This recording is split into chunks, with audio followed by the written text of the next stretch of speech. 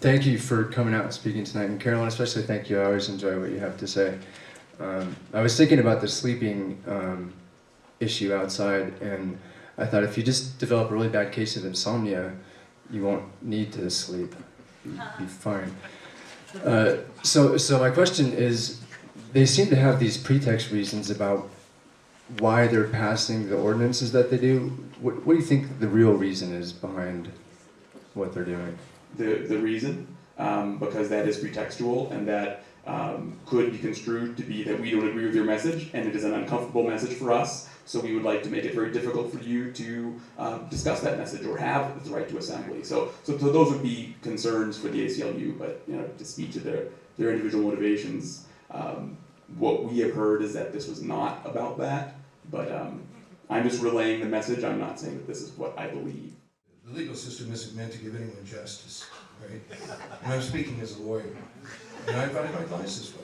Unless you got a lot of money, don't expect justice, right? What it does, particularly when it's a political issue like this, it creates a dialogue with the government. This is the official voice of the government, is the court.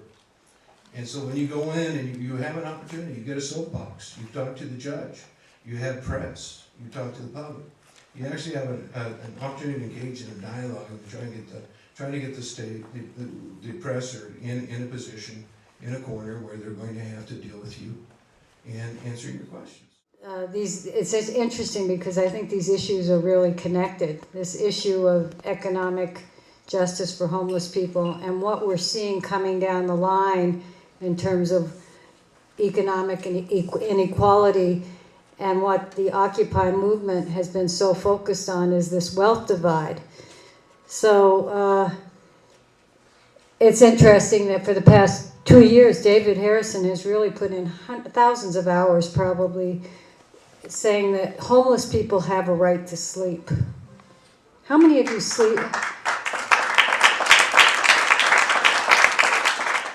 This law is simply illegitimate. First of all, we mentioned the First Amendment, we mentioned the right to assemble, and there are a number of state statutes as well.